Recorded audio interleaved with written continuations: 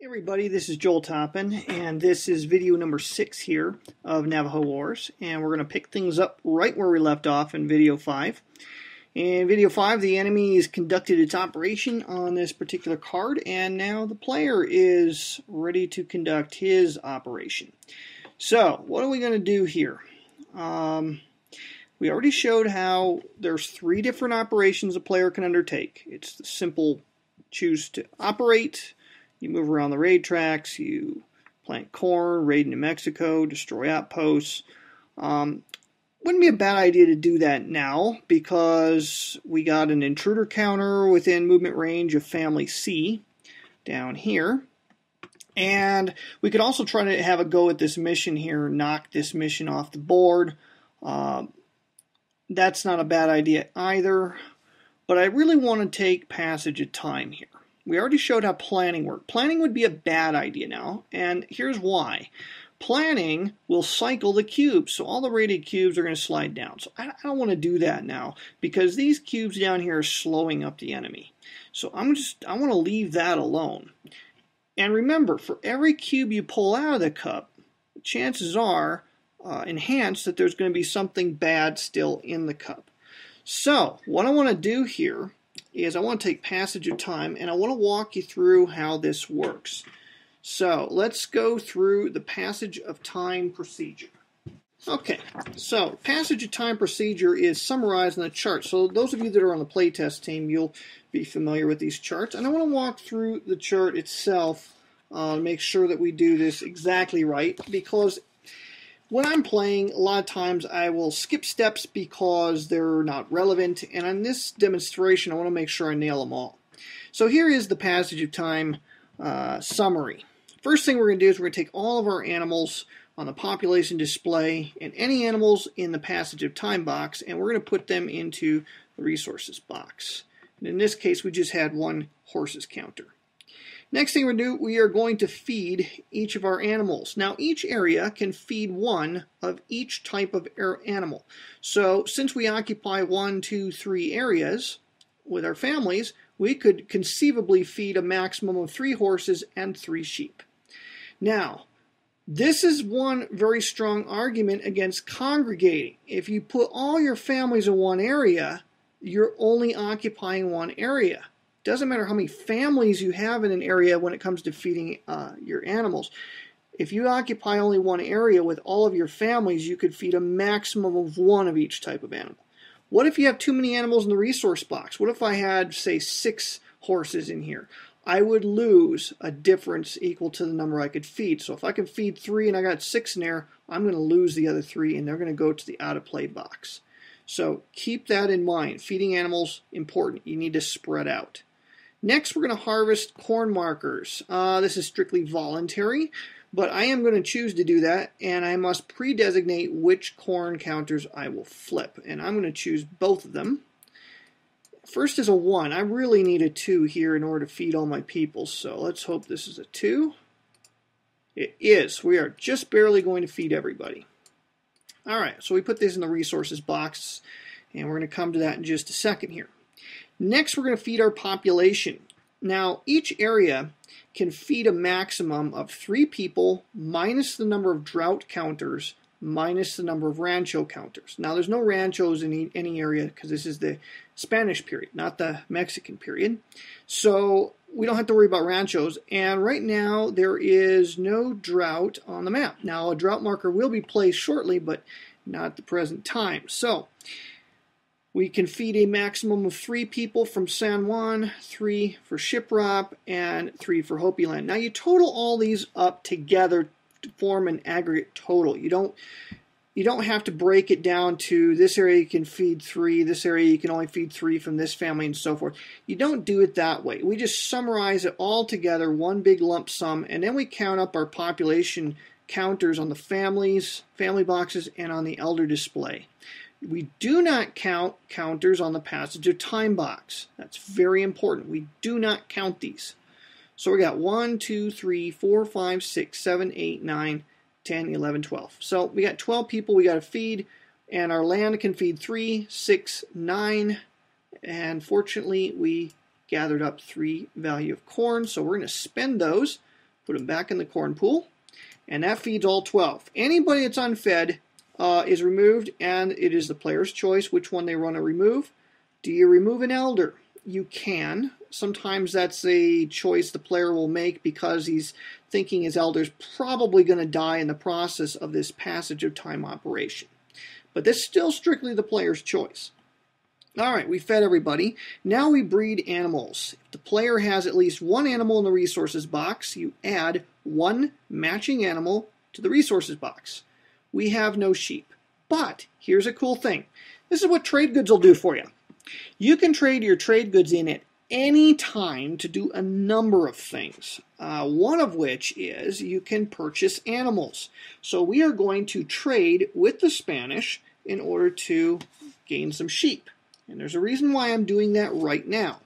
Again, you can trade these things in at any time. So what I'm going to do is I'm going to trade with these things, and I'm going to buy a sheep. And the cost, if you're going to trade with your trade goods, the cost of that is going to be summarized on the trade good summarization chart. So if those you that are play testers, you're going to find it on that particular chart.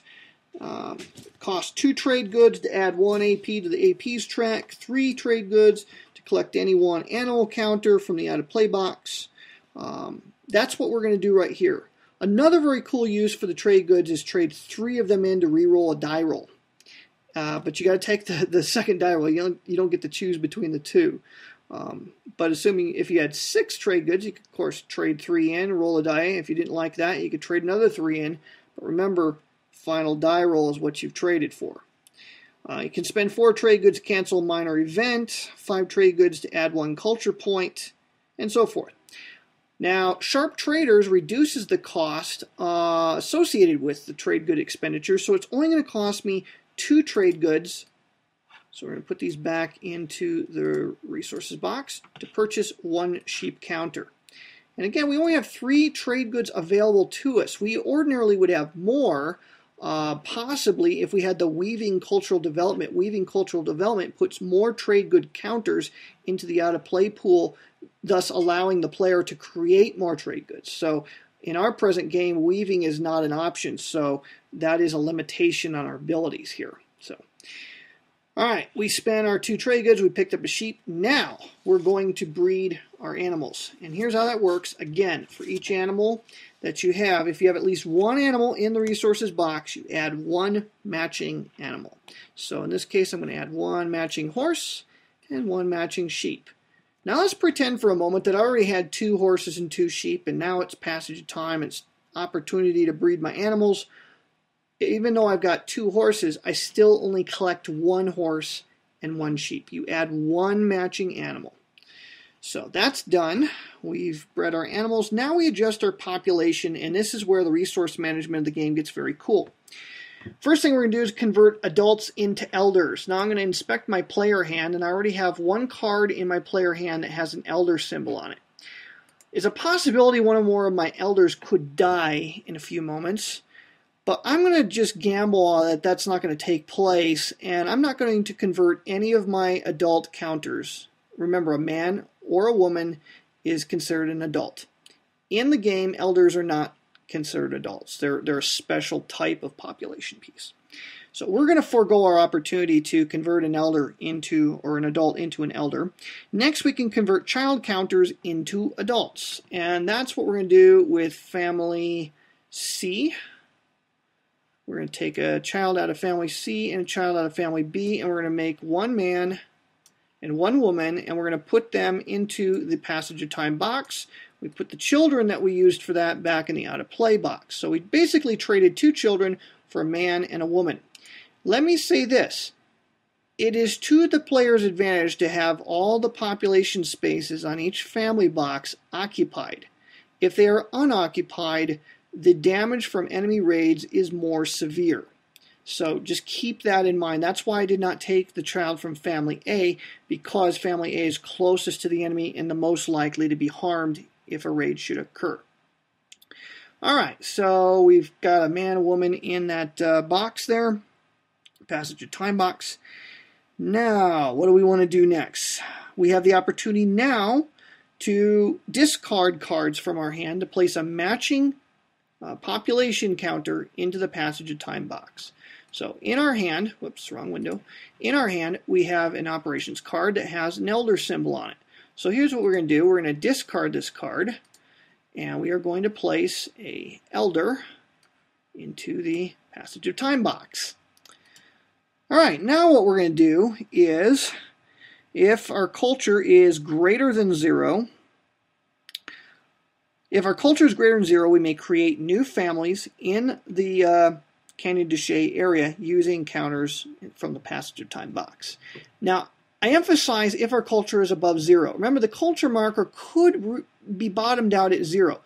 One of the most dire penalties for that being on the 0 box is not only are you a step closer to losing the game, but you can no longer create new families during passage of time. That is huge. But since our culture is above 0, what we can do is we can take tokens, these population tokens or counters from the passage of time box, and we can put it into any of our family boxes that don't have their family counter on the map. Now again, in order to have your family counter on the map, represented on the map, you have to have either a man or a woman or both in that family. In other words, you have to have one adult at least. What we're going to do is we're going to place an adult man and woman in here along with a child. Conceivably, I could create 2 families, which would have benefits because I have 2 families that can do things on the map if I did it this way. Put the man and the child in here, maybe the woman in here by herself. However, in a moment, there are some penalties if I were to do that, and I'll explain what those are. So I'm going to go ahead and put those in here, and I can set the ferocity of that family to any desired level. I'm actually going to leave them on 0, and here's why.